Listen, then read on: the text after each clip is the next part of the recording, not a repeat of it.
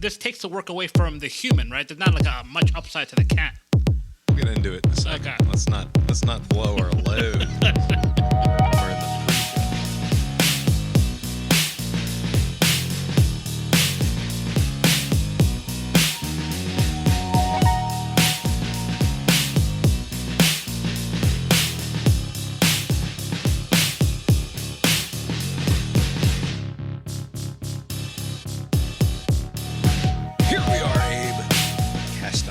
We're in the podcast with a very good relationship with Kim Jong-un of North Korea. My name is Bob, sitting across the way from my good friend and co-host. That's Abe. How you doing tonight, Abe? Doing well, Bob. Well, here we are. Lori's here too. How you doing tonight, Lori? I'm clean. Lori is clean. She is the Barack Obama to my Joe Biden. Tonight is Wednesday, August 19th, 2026. No one's birthday? Approaching the end of August. I don't think so. Well, you know, lots of people. folks. Well, yeah. About 1 in 360 or so of You the think it's people an equal out there. distribution? There's probably there's some low days, when nothing happens. This is no a kids. high birthday time, I think. Is it? August is a big... August, September. Seems like a good question to ask the robot. There's got to be like a day where there's 2 people were born on this day for some reason. It's probably February 29th. It doesn't have too many people. Are 1 in 365 of the globe's population born on any given day? It's Tipper Gore's birthday. Ah. Peter Gallagher's birthday. Is Tipper Gore and Al Gore the one that kissed very awkwardly? Didn't they have a weird make-out session? Nate Dogg's birthday. Oh, wow. Big day. Fat Joe. Evaluating Matthew whether Perry. 1 in 365 of the global population is born on any given day depends on whether the statement refers to living people celebrating a birthday or new babies being delivered. Well, yes, obviously. Fucking weird. Kirk Cousins. Really? Cousins? Wow. Happy birthday, Kirk Cousins. Yes. He liked that.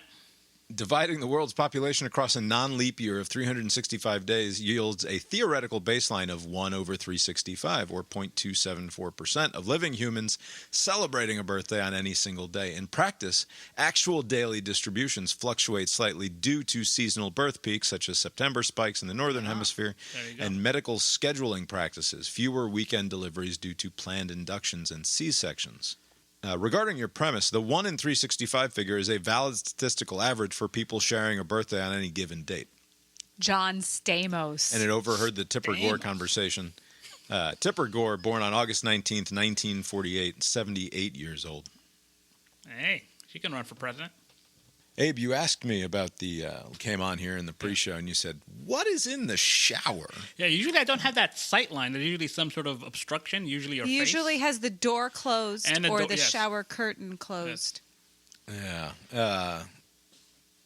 Really bringing people into my basement here, but you do currently, based on camera placement, have line of sight straight through the hall, through this room, through the hall and into the bathroom down here. And there's a contraption in there, and I said it's an $800 litter box, which we did not pay for. My mother and brother had gone in on this fancy self-cleaning litter box thing, and they brought it with them when they gave us their cats. And I used it for a little while and determined that I hate the thing. And you're like, well, what is there to hate about a top of the line, the Mercedes-Benz of litter boxes? And not to go back into a conversation that we sort of had last week where I was suggesting for the 10th time that anything that you put a lithium-ion battery in gets worse. That Yes. was my position. If you take something that previously has not been electrified, and we have made it a significant amount of the time through post-industrial revolution, we've gone through the 70s and the 80s and the 90s, and we still hadn't come up with a motorized electrical litter box that in wide distribution. There's a pretty safe bet that it's not a great idea. Right. I think. This is a litter box. You plug it in. It talks to your fucking phone. And the first thing that annoyed me about the litter box is that it was giving me notifications all day long about the litter box.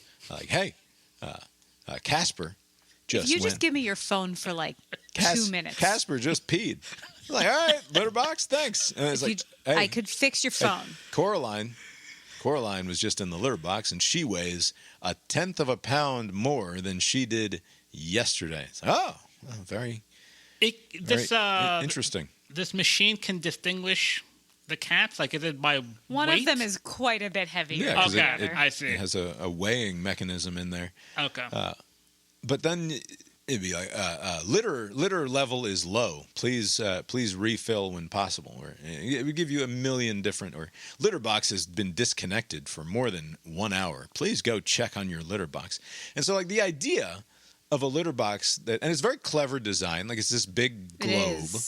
This big globe, and then within the globe, this thing rotates, and all of the litter goes over like a fence, almost like a lattice, right? Like a grate. Yeah, right. And then so the solids are left on top of the grate, and the relatively clean litter drops into a little caddy underneath, and then it continues its trip around, and the piss and the shit, the clumped pee and the poop goes into another caddy, which is like, you got a bag in there, and so now it's got like it's dumped its leavings into the trash bag effectively, and then it rotates back in the other direction and allows the excrement and urine-free litter to go back into the bottom of the globe, right? So it's after every single one, it waits a minute, and then it does the thing, and so it's always fresh, clean litter, right? In theory, great idea. In practice, you have to buy like the most expensive litter. You can't just get any bargain bin. Oh, really? Now. Why is that? It's not gonna. Because you have to get the kind that has like no dust, but also clumps very, very quickly. Because if it doesn't clump quickly, then the spinny deal, like it won't have cohered, and then the spinny deal just makes it spread out all over the place, and now it will not clump, right? So it has to be very quick clumping, low dust, because all of the dust also is going to get into the various mechanisms, right? Gotcha. And be a real pain in the ass. Yeah. So normally when I have cats, I think about the litter box at most twice a day. And really, if we're being, I guess you should go clean the litter box twice a day. But if we're being honest, it's like once a day that you'd actually go in there and get the shovel out and clean all the piss and the shit out of there. So you go from thinking about the litter box once a day to thinking about the litter box once every 7.5 goddamn minutes, because the thing wants to talk to you. And you can't just set it and forget it. Or like turn off all the push notifications, because then when the litter does get low, if you don't replace it, it just becomes a pool of unclumped cat piss, which is, for those who don't live with cats or don't have exposure to cats, cat piss is like the worst substance that exists. Lots of science has been done on this question. Terrible thing to have to deal with. The odor or just the cleanup? Like, what is the... All of it. Okay. All of it. But this device does not do anything about that unless you get notified? Like, why would the notifications get in the way? Because maybe it goes offline. Maybe maybe the app just crashes. Like there's a team communications app that we use for Little League that I used because like once you get over 20, it breaks. Like once you get over 20 people in the group chat, things break down, right? That's why people go to WhatsApp or they go to other things, because like Android and Apple still to this day, even though they've tried to fix it a million times, they don't really want to play well together. Right. And so you get over 19 or 20 and the group chat breaks down. So we go to an alternative messaging platform, and sometimes I just get logged out of it randomly during the season. And so now I've missed messages from the team, and it's like this big nightmare. The point is that the app could just fuck off, and then all of a sudden it's like, wait, I haven't thought about the litter box in a day and a half. I hope nothing bad has happened down there. because I haven't been getting the notifications. And then you go down there and it's like, well, the sensor is off, and now the globe isn't rotating, and the volume of litter actually in there is relatively low compared to a big old litter box that you would normally use. And so if the machine is not on top of it, it becomes a problem pretty quickly. Right. Anyway, the point is that I went from thinking about a litter box roughly once a day to thinking about a litter box all goddamn day long. And then instead of like when you go, and about once a month or so, you should take your litter box, empty it out completely, hose it out, wash it out, and make sure that it's all fucking fine. And that goes for whether you've got just a big old pan or you've got like anything fancier than that. You have to take this thing the fuck apart. And to get the litter out of it, like completely out of it, to do a deep clean on this thing is an hour and a half, 2 hour long project to get this thing properly cleaned. And if you don't do that to this fucking $800 thing, it's like getting a Lamborghini and not taking it for a fucking oil change, right? Like you have a job now when you have a Lamborghini, right? And the job is to upkeep the Lamborghini, or else bad shit's going to happen. The same goes for the fucking litter box. You now have to do upkeep on the fucking litter box, even though for generations a plastic tub bin was just fucking fine, actually. Right. What's the okay? It costs a lot of money, right? I mean, if you're like if you're looking to buy this versus this manual, you have to pay for it. You have to maintain it. That takes some time, and then you have to get better product for it so that it doesn't gunk up the whatever. Like, why would you do that over just a regular manual litter box? Because some people are obsessed with their cat. Okay. Like, people like getting the notification. Okay, I got it. They want that. You know, like it's they like the responsibility. I see. This is their child. Gotcha. Okay. I am happy to cohabitate with the cats. Yeah. I love cats. I don't want them to overwhelm my consciousness multiple times an hour. And I mean the amount of it's rage. The amount of rage that I feel when I'm taking apart the $800 litter box and like getting out a toothbrush to attempt to get the caked on litter out of every crevice so that I can return this thing to its pristine condition so that it will stay in working order. It's like, what are we doing? Right. Like, civilizationally, what are we doing? But at least both cats are using it, right? None of them are scared from whatever. Right. Well, that was the problem with Gen 1 of the robot litter box 20 years ago. Yeah, this one does it later.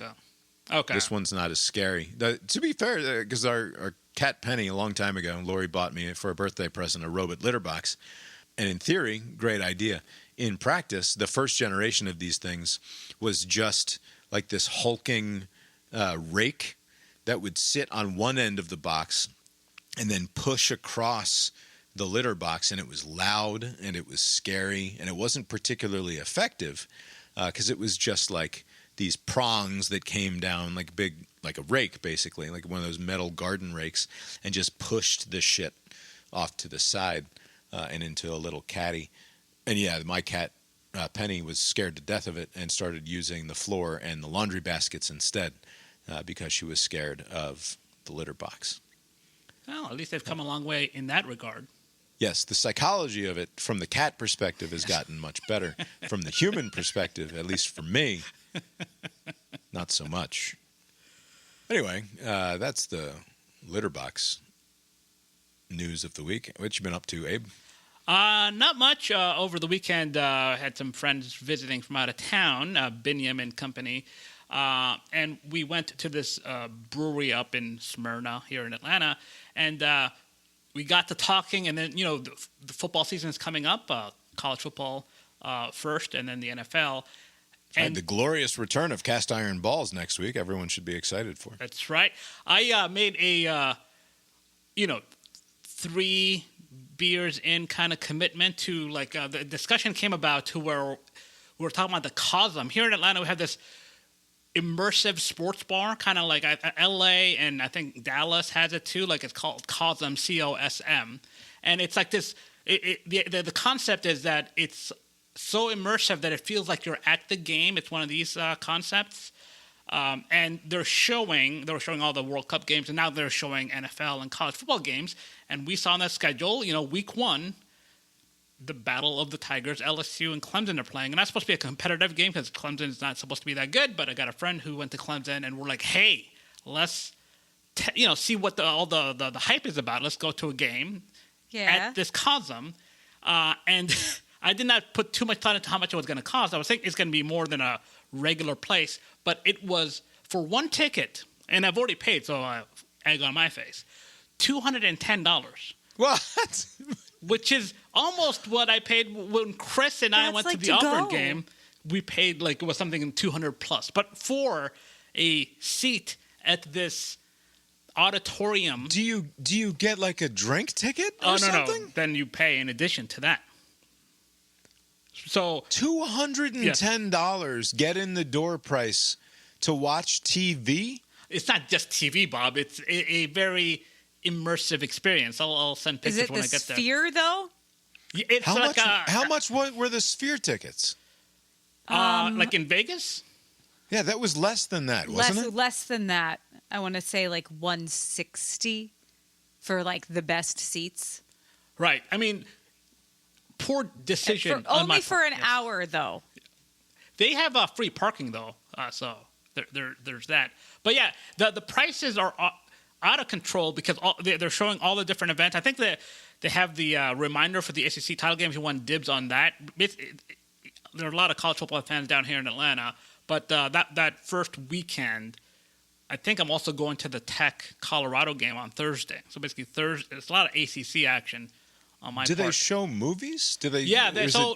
They've been showing Harry Potter and some other thing. Just if you want to just see what it looks like, that's probably what I should have done. It's like $11 just to go in there and take a gander. It's $11 to go watch a movie there, and it's $220 to watch a college football game. It's all by demand, Bob, and it's not first-run movies. It's just like classics and stuff. Like from like 10, 20 years ago. Classics like Harry Potter. They're not showing the latest Jason Statham movie there. If they were, then I would go.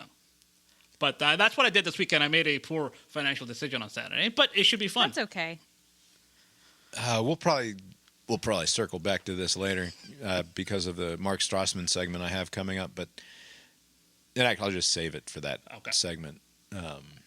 Other than that, this is. I mean, no drink tickets. I mean, do the seats vibrate? Is there? Are you sure you haven't paid for some sort of an upgrade to get yourself a little bit of action in some form or fashion here? This is Atlanta, after all. Funny you should mention.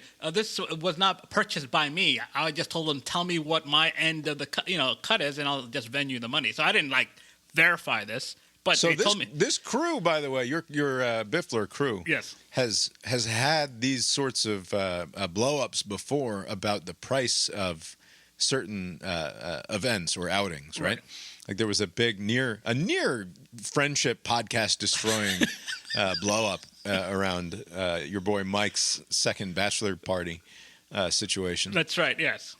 Are we sure that you were surprised by a $220 price tag? Was this not disclosed ahead of time? Well, no, it was disclosed. Basically, it was Mike himself who purchased it, and he's like, "Hey, it comes out to like this." Is it just you and Mike who are going? And his wife, and I think, there's like 3 of us. Because everybody else, once they heard 200 something, they said no, and I was like, "Let's do it." And then, I mean, as an experience, you're a single guy. You got nothing better to do on a Saturday night. Like, sure, fucking go figure it out, but. Like as an outing, like with the fellas, or like on a regular basis, like this has got. I mean, you're gonna, and that's the other thing. For $200, you've already spent $220 to get in the door. If you don't spend $100 on food and drink, you're gonna be like, what am I even doing? That's true. That's a good point. And maybe they have like some dynamic pricing. The more you pay to get in, the less it is. $5. Oh, I drinks. bet not. I'll bet you there's still $19 cocktails and. Fucking $35 for a burger and fries or something. That's looking likely. Yeah, so it's gonna be a Labor Day weekend. Jesus, I expect a full review. Yes. I mean, I forget what we paid for the Sphere, because by the time we were done with it, it was like the money is not the question. Yeah, right. It was such a fucking experience. It was also part of a vacation. Sure, Like, it but was- like also, if we're talking about what we got where we got the most out of our money, like this sphere would be at or near the top. It was like the $100 that we spent playing roulette for an hour or for 20 minutes, or the sphere. Or an hour. Yeah, I don't remember how long it went on. One of those. Like I would be such a fucking neurotic psychopath throughout. Like, how much am I really enjoying this? Right? Like, Am I enjoying this $150 or am I enjoying this $250 and I'm getting a benefit here? No, you can't think of once the money is spent, the money is gone. Now it's a free event as far as you're concerned. Going in there with all that. That's how I tend to think of things in general. Right. Like when I pay ahead of time. Yeah, then it's By the time I get there, right. It's free. Yes. That's one of the reasons I like to book things so far in advance. Right. Like, it's free. Yeah. That money would have been spent twice by now. Cosm Atlanta at Centennial Yards has a total maximum capacity of up to 2,000 guests for full venue buyouts and large private events. Yeah, so they have like different levels. Accommodates around 500 guests in a theater-style setup inside the immersive 87-foot LED dome viewing area. 87 feet isn't that fucking overwhelming. It's yeah, that's a good point. Maybe it looked like it covered everything. So I don't know if it's just a small space and it looked larger, but just from the video, I haven't been there in person. If they sold $500, $200 tickets, that's $100,000. Yeah, it's just I think in get in the door. They're gonna make a killing during this football season because I can see it being like because every big game is in the 200s. Like every big game that's coming up this season, it's in that. Can you get a season pass or something? This is fascinating. Yeah, there's no season pass. That'd be interesting because then you. Like if the game Bob is now an investor at Chasm or whatever it's called. Yeah, open a Chasm in Charlottesville. Although, they've been doing a very measured rollout. They're not going over. There are movie theaters, right? Like just go to the movie theater and like get the AMC or the Draft House to turn on the game and put it up on the big screen. But all those rules that it's like you can't show this without the permission. I know, but they can work that out, right? At least in my theater, they have started to show sporting events like on Saturday and Sunday during the fall, and they were showing some of the World Cup stuff. So I don't know what the rules are. If they it's like you can go to the bar and they'll have the fight or whatever, and but they have to pay for that. They usually pay like a premium for that at the bar. I don't know what the deal is at the theater though. All right, let's get into the news here real quick so that we can. We can get through it and not talk about it. And on to other stuff. You could just skip news. Did you know that? Nobody listens to this podcast. We'll go fast. But we can talk about whatever you want. You've no duty to anyone. My brother Andrew was listening this week. He you texted me about it. You can call him. Donald Trump said on Truth Social, based on my very good relationship with Kim Jong-un of North Korea, I am not happy with the fact that the United States has, long ago, agreed to participate in joint military exercises with South Korea. These exercises are not only costly, with much of these costs paid for by the United States of America, as usual, ! But send a signal that is totally inappropriate and hostile to a country that, as long as Donald J. Trump has been president, has been unthreatening and respectful. Therefore, and based on the fact that it is too late to cancel, I have instructed Secretary of War Pete Hegseth to substantially reduce the joint military exercises. While somewhat unrelated, parenthetical question mark, I recently asked the president of South Korea if they would like to join us in the denuclearization of the Islamic Republic of Iran, and they said, "No thanks." Thank you for your attention to this matter, President Donald J. Trump. Are we now allied with North Korea? I mean, that's what it sounds like. So this circles back because he finished with the "How dare you not help me out with the Iran thing?" Even though I asked for no help in the run-up to it, but North Korea is in cahoots with Russia, which is in cahoots with Iran. Shouldn't Right. There are North Korean troops on the ground in Russia and Ukraine right now. Right. So, like, if you're to break up the belligerents, like North Korea is on that side. I mean, even before this Iran thing, they've always been on the other side, and now because of I don't understand this this post.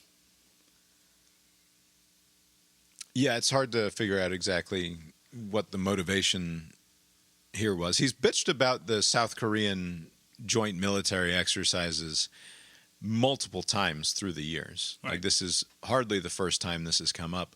It's also like not a ton of money, from what I understand. Like, it's a relatively, I mean, but in military standards, Right. of course, it's a lot. By any other measure, it would be a lot of money, but by the amount of money that the military spends, it's ridiculous. This comes on the heels, and I suspect that the reason that this went out is that whichever of our aircraft carriers is on its way to Iran or to the Middle East to relieve the Abraham Lincoln, which is the one that's been in the news lately. That's been around for like 9 months. It sailed from the South Pacific, and leaving, I believe, no aircraft carriers in the South Pacific for the first time in like 50 or 60 years, and the smallest presence, the smallest American military presence in that part of the world since the start of the Korean War, apparently. Oh, wow. And there was all of this hubbub about the Lincoln and the soldiers on there complaining about conditions. They've been deployed. Basically, they've been at work 24 hours a day for many, many months now since this all started, without a day off, and haven't had a port call. I forget what 6 months or something. They haven't been to port in quite some time. And so the administration, on the one hand, is like sending people out to say, "Oh no, everything's fine and great," and on the other hand, they're like, in the media, there's a bunch of people like, "Oh, you fucking cowards, you bunch of pussies. If you weren't such pussies, you would know." It's like, but are we at war or aren't we at war? Right. Is the other thing. Yeah. Which one is it? Yeah. Anyway, so if I had to guess, the reason, like if we're trying to trace back why a tweet like or a Truth Social like this post would have been made, it's because there was talk in the media of how we don't have the same strong presence in that part of the world that we've had recently or for generations. And that there was criticism of Trump on that front. And so he had to say, I love Kim Jong-un and the North Koreans. And sort of by proxy suggesting that, because when he says the president of North Korea has been nothing, and that country have been unthreatening and respectful to me, Donald J. Trump, it suggests that the South Koreans have in some way been disrespectful to Donald Trump. I wonder, I'm sure that there's truth to that. I do wonder if there has been some assessment made that the threat posed by China on Taiwan has subsided somehow, and the threat is like you don't need to have the same posture as you did in years past, or I don't know, did something change the calculus? Because maybe, the U.S. is world power bogged down with this Iran thing. Russia thought that they can make quick work of Ukraine, and they're bogged down. And so maybe you think China's like, they made some assessment to say that maybe we should rethink just trying to steamroll this smaller nation because it may not work, and therefore the U.S. made some assessment that there's no threat. And I don't think the U.S. is making any assessments about anything. So this is just Trump doing stuff. Right. This is just Trump doing stuff. I cannot help, and it's probably the third podcast in a row that I've referenced the bubbled nature of the Trump administration as described by Maggie Haberman and Jonathan Swan in their new book, Regime Change. But it's often bad to have a Rosetta Stone through which to view something, right? Because it ends up becoming the only lens through which you are able to interpret the actions of the thing that you're seeing. But I really think that the insight that they have about how Trump is just fully cut off from good advice, that he only hears things that reinforce what he wants to be true about the world, that he largely gets his information from sycophants and people who are shaping everything that he's going to hear, and they're shaping it based on knowing already what it is that he wants to hear, right? So there's no longer any, and I don't need to say it for the 50th time, but like this whole thing speaks directly to that, which is like, if you're going to, like, a long time and important ally of the United States, if you're going to diminish them and be disrespectful to them and arguably open them up to potential attacks from their enemies in the area, there's no like military justification for that. There's no overarching understanding of shifting foreign policy or international relations sands. It's just Donald Trump wants to move this aircraft carrier from here to there because the media is yelling about the USS Abraham Lincoln, and this is where we are now. Right. Yeah, that tracks. You know, there's all this talk about all these social media apps have an algorithm that's designed to keep you on through just the worst stuff you can see because that's what humans want to see. Like, Trump has almost created his own algorithm to his benefit. I just want to – the only information that comes to me, I want it to be something positive to me, right? And all the people he surrounds himself tell him positive things. So it's like there's like this weird algorithm that he created for his benefit, but it's giving him a distorted sense of the lay of the land. And that could lead to some disaster down the road. Yeah. All right. You sent along a story earlier in the week about this polling outfit. At first, we touched on how the polls in some of these primary races were disastrously off the mark. Worse than they have, right? I mean, polls have taken a hit as far as the general public is concerned. I think what was the high watermark? 2012, like with Nate Silver, like because the 2016 is when they started to whiff. But like there was a period where like these pollsters know what they're doing. They figured it out, and since then it's kind of fallen apart, and it's gotten worse this cycle because there are many polls leading up to these primaries where somebody is up 15, 20 points, and it's not just one poll. It's like all of them. And some of the polls I've never heard of. It's not like, you know, what you used to have, just like 3 or 4 main pollsters. It's just a lot of random names. But they're being reported by reputable outlets, so you kind of accept it as rigorous. And all of them were just way off. And compounding the problem is that Kalshi and the like, these betting markets, have these – they kind of present the information as if it's a poll. But basically it's just – it's a feedback loop on what the polls are telling people, and they're betting based on the information that they have, which is wrong. And so you would have, like this past week in Florida, there was a candidate where Kalshi had them at 5%, like an hour before the elections closed. And once the results came in, it went the other way, 95%, like within an hour, because all the polls showed that, you know. Was that the Democratic Socialist? And with Vindman, the carpetbagger guy that who was a big name during the first Trump administration, right? What's the guy's name? Which Vindman is it? Because it's him and his brother were both sort of public figures. Right.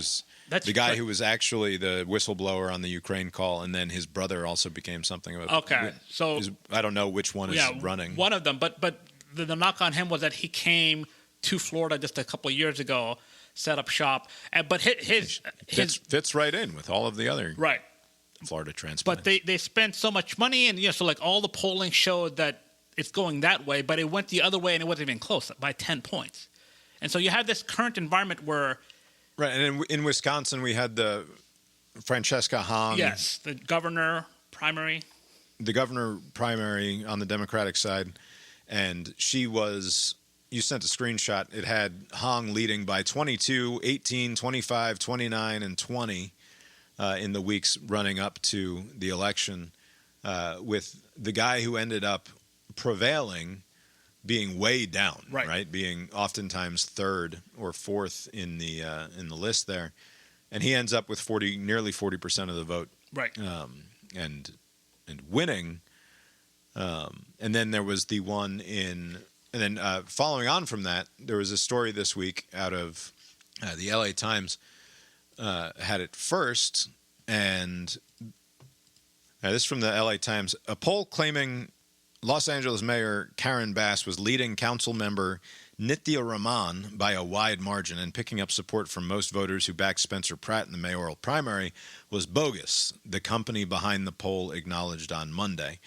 They ended up claiming that this was a social experiment to attempt to determine if they could sneak a fake news poll into reputable outlets. Right.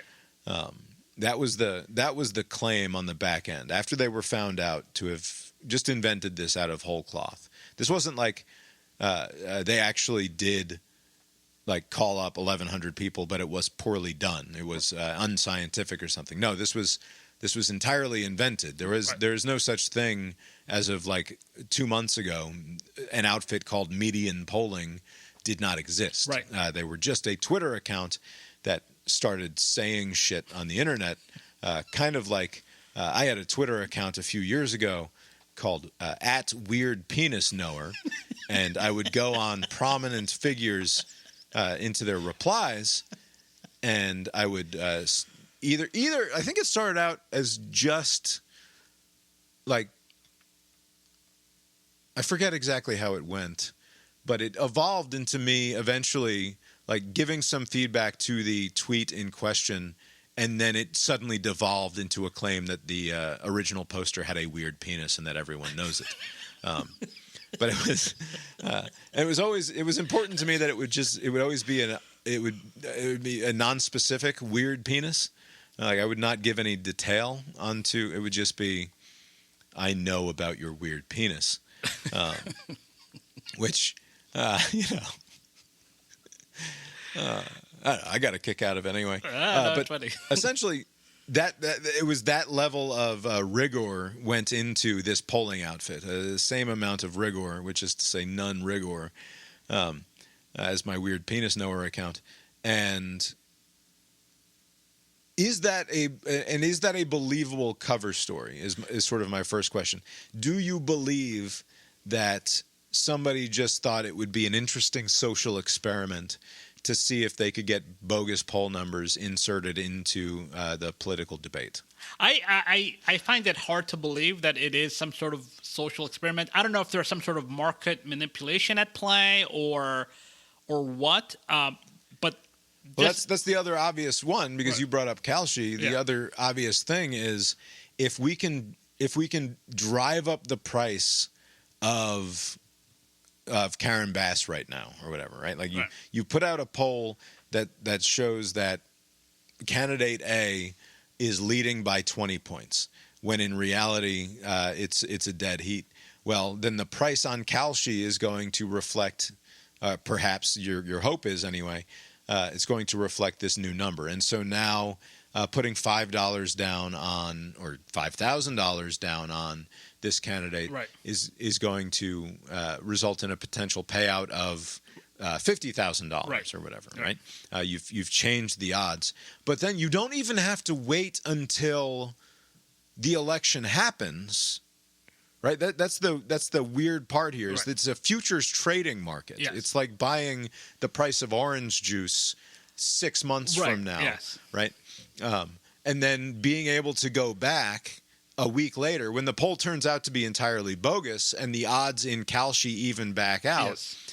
Now I can buy back into this position or what have you at a much more affordable rate.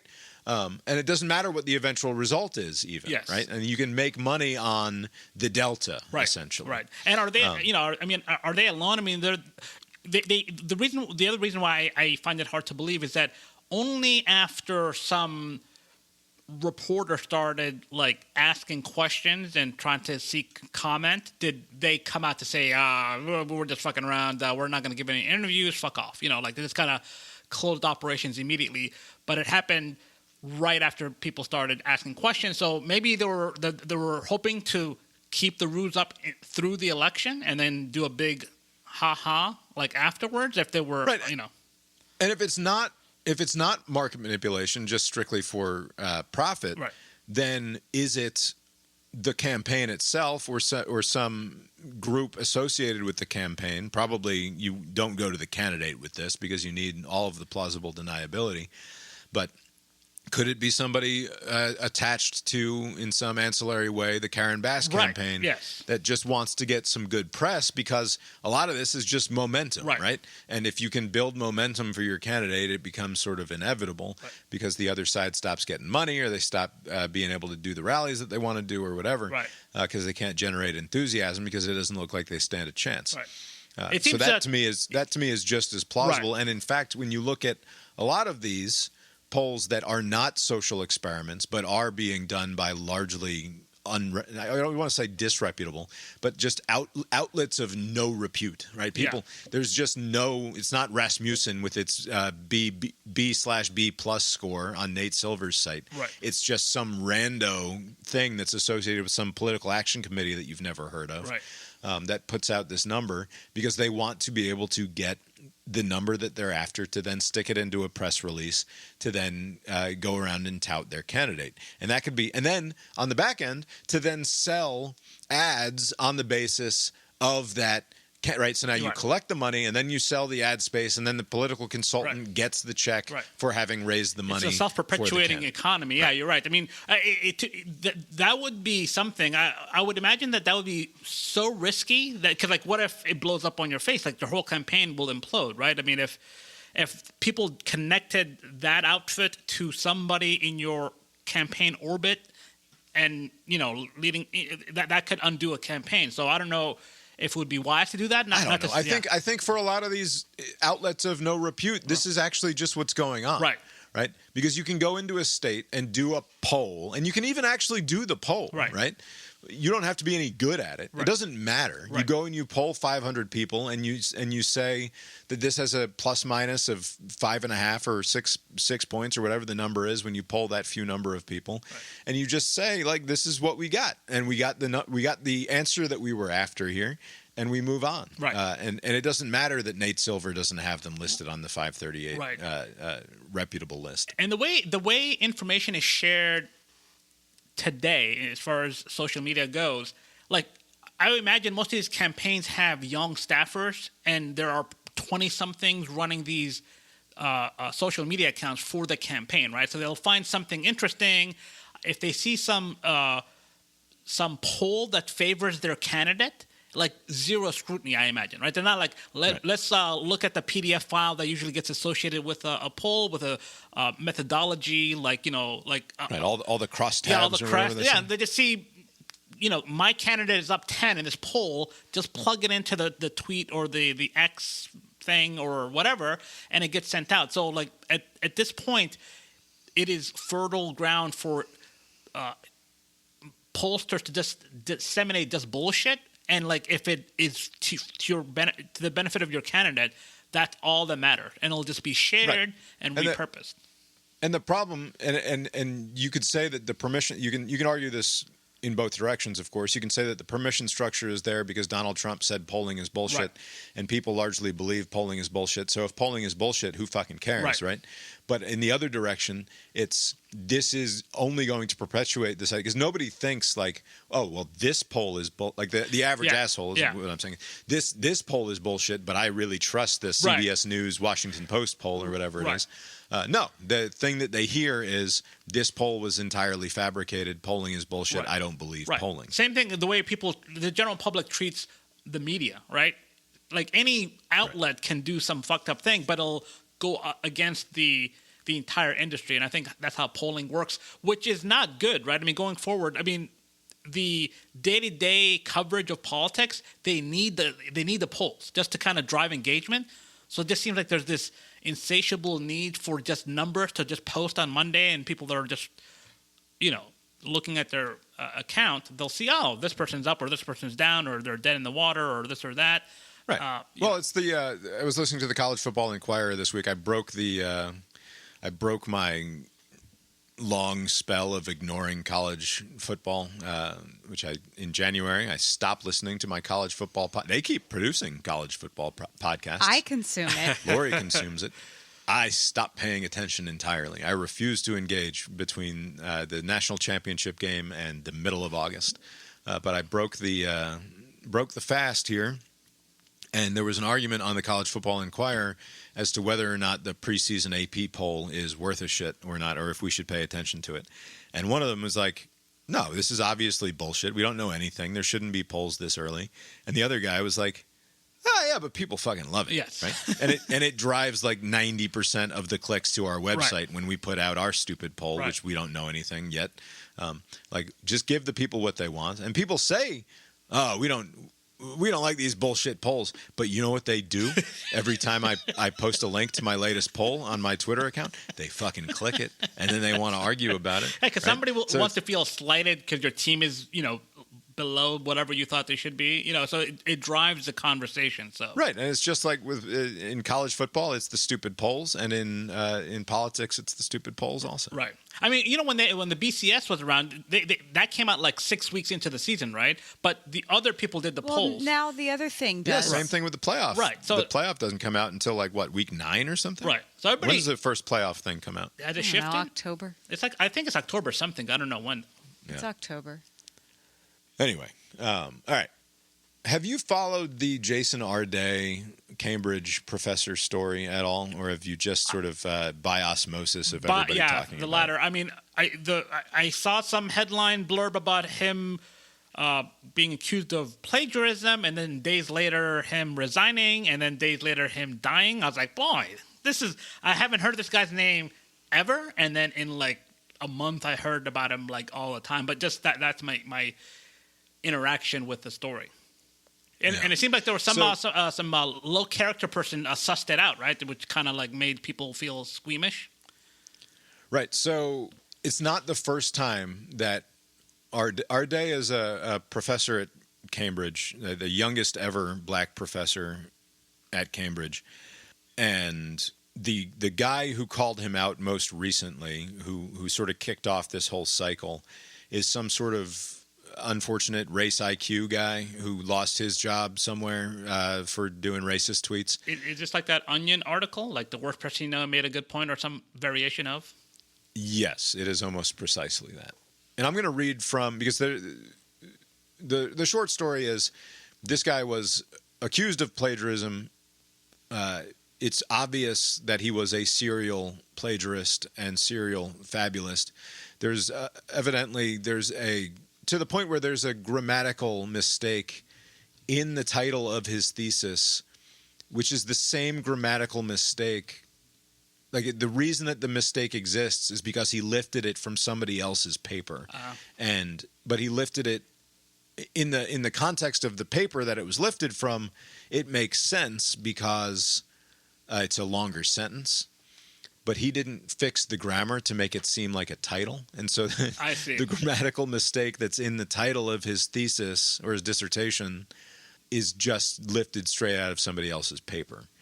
So, there's not any real controversy over whether or not he is guilty of the plagiarism.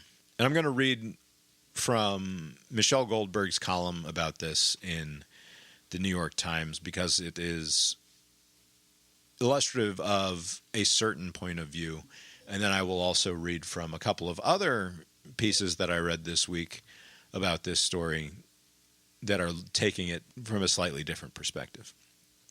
Last year, Jack Grove, a reporter for Times Higher Education, a British magazine, was preparing an article about plagiarism allegations against the star academic Jason Arday. It would have been a big story because Arday, who in 2023 became Cambridge's youngest ever black professor, was a minor celebrity, thanks in part to his seemingly extraordinary biography. Among other things, Arday said that he'd gotten his PhD despite severe autism that left him nonverbal until he was 11 and unable to read until he was 18. He'd claimed to have run 600 miles in 6 days, which would have made him one of the world's most accomplished ultramarathoners. Grove sent Arday 3 emails with questions about both his work and his history. Arday responded by hiring one of Britain's leading defamation firms, one known for, among other things, trying to quash investigations into Scientology, and reporting Grove to the police for harassment. As Grove later wrote, an officer told him not to contact Arday again because it was affecting the professor's mental health. The magazine, fearing expensive litigation, killed the piece. But the story didn't go away. It made its way to Nathan Kofnas, a former Cambridge research associate who'd been fired for racist blog posts. Kofnas published his review of Arday's intellectual misdeeds last month, and it exploded in the British press, particularly on the right, which saw the scandal as an indictment not just of Arday or Cambridge, but of academic diversity policies writ large. Cambridge announced an internal investigation and Arday resigned, but the coverage, much of it gleefully vicious, continued, in part because of the publication of Arday's new memoir, Great and Unfortunate Things, coming this month. On Friday, Arday was found dead in what was widely assumed to be a suicide. In the wake of Arday's death, many on the left are blaming the media. Quote, "The media lynched Jason Arday," end quote, declared Ibram X. Kendi. The head of a Cambridge college called for an official inquiry into the media onslaught. Important British progressives, including Zach Polanski, leader of the Green Party, and several Labour MPs, signed an open letter demanding some sort of official oversight of journalistic decision-making. Self-regulation of the press has comprehensively failed, it said. The writer Will Self called, in an open letter to Prime Minister Andy Burnham, for the police to begin impounding computers, presumably belonging to people involved in covering the scandal. She goes on to make her point, which is that we probably shouldn't do that. And she concludes with the following. In retrospect, it would have been much better for all concerned if the story of his scholarly mistakes and biographical inventions had broken in a careful professional outlet like Times Higher Education, instead of festering until it turned into a right-wing parable. Kofnas' article catalyzed a journalistic feeding frenzy, not just because it seemed to show evidence of plagiarism and falsehood, but also because it claimed there'd been a cover-up, and cover-ups tend to drive reporters wild. For people on the left, it's sure easier to talk about the feral excesses of the right-wing press than the willful gullibility of certain elite progressives, but both contributed to the Arday disaster. Denying that won't protect the left. It will just leave leftists out on a limb that grows ever more shaky. All right. Two thoughts, initial thoughts. One, I don't know anything about autism, so I'm going to leave that be as far as nonverbal and whatnot, and earning a PhD. That I don't know anything about. But 600 miles ran in a week is total bullshit. It is. Well, unless you're literally one of 10 of the greatest ultramarathoners of all time. I'm just reading some book on this crazy mental guy, David Goggins, who runs these crazy ultramarathons because he's just a crazy kind of guy. But he'll do 100-mile ultramarathon and that's it. He's not doing it daily in a row for a week. That part is 100% made up. Secondly, it's been a minute since I heard seen the name Ibram X. Kendi. He just disappeared for a while. This is the first I've heard of him in at least a couple of years. The last that we heard from Ibram X. Kendi was when he was getting sued by the people who worked for him at his BU Center for Racial Studies or whatever the fuck they gave him there. The anti-racism, they gave him an anti-racism college, right? And then he got sued for mismanagement, which he, of course, chalked up to.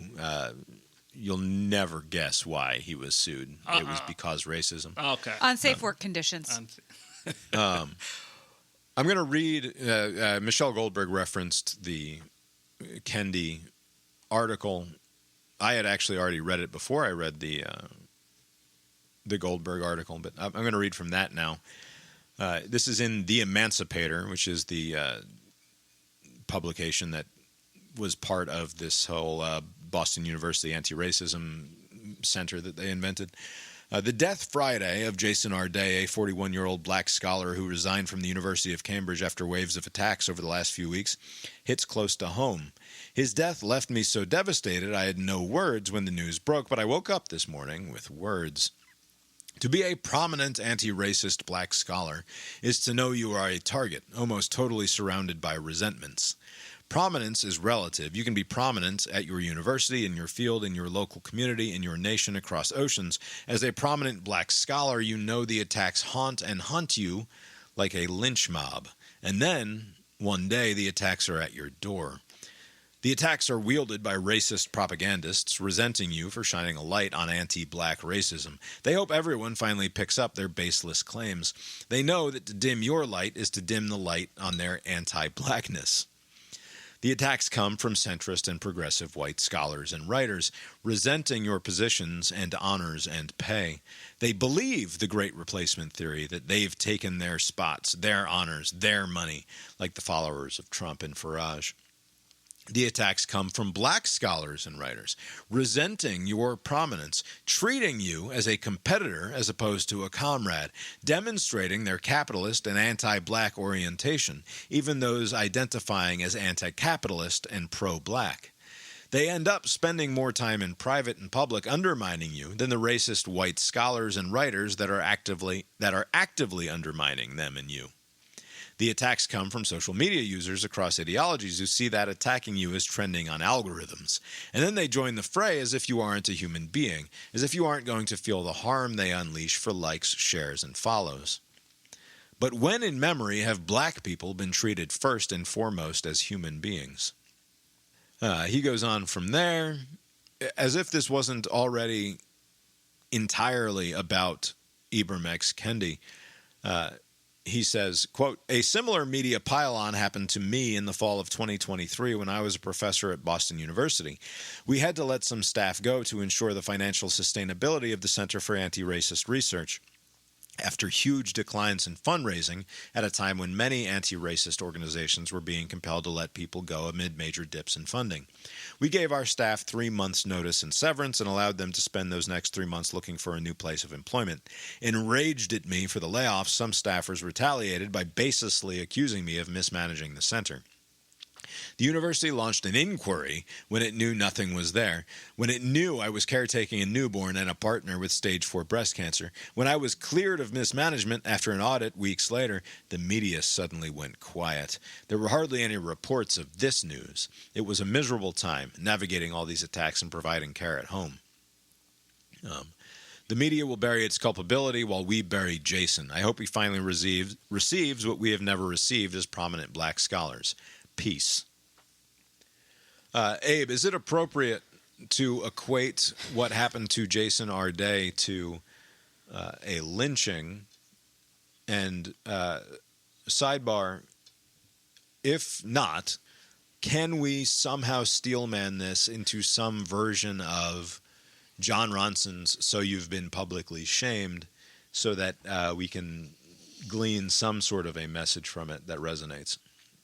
No, I don't think this is a comparable to a lynching. What I find frustrating about stories like this is that nobody seems to be, well, the people who are trying to defend this person who's now dead are so focused on trying to manage the reception of what a plagiarist will do to the cause that they're trying to advance that they miss out on the fact that this person actually committed plagiarism, right?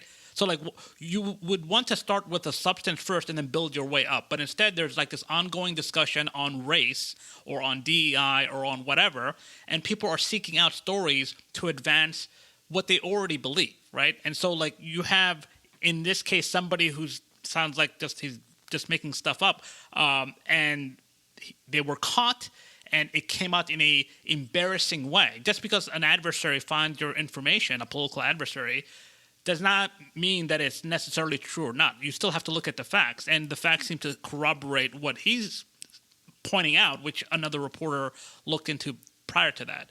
So instead of just like taking a pause and just say, okay, this is not a good case to advance whatever cause we want because what's the evidence? You start this like, oh, this is a lynching, or you know, the media did this or what have you. I mean, the way that the story unfolded is rather dramatic, right? He gets accused by somebody, they try to dismiss it. It turns out that there are legs to it, and then the person kills himself or reported to kill himself. So how do you the fallout of that story is that that's what happened, and there's nothing to defend. There are not two sides to this, right? That's the story. But because there is this ongoing discussion, people are just going to weaponize it on one end and try to defend it on the other end, just because the other side is pouncing.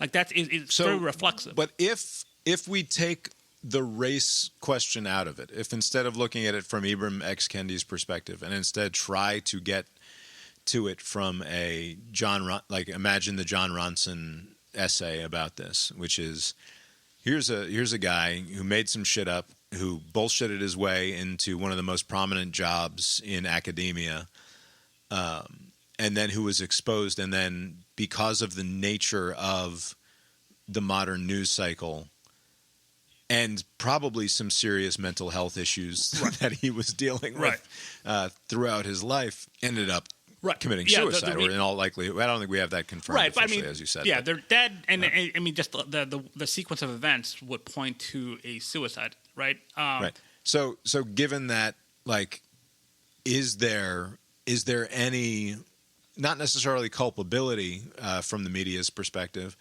but does it speak to unfortunate aspects of human appetites for this sort of a thing that makes people feel like they have no choice but to remove themselves from that there's no coming back from the sort of public shaming that he was enduring, putting aside his obvious guilt in terms of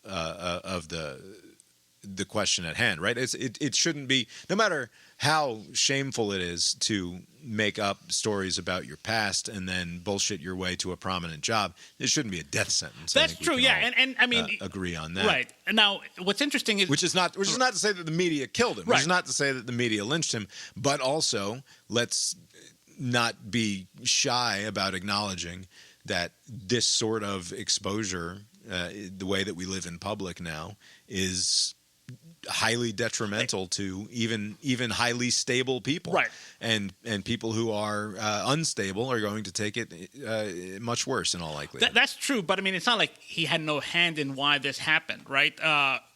But I think there is this playing especially if you're going to write a fucking memoir, right? Like to some extent, if you're going to walk naked through town, then don't be upset when somebody points at your fucking weird penis.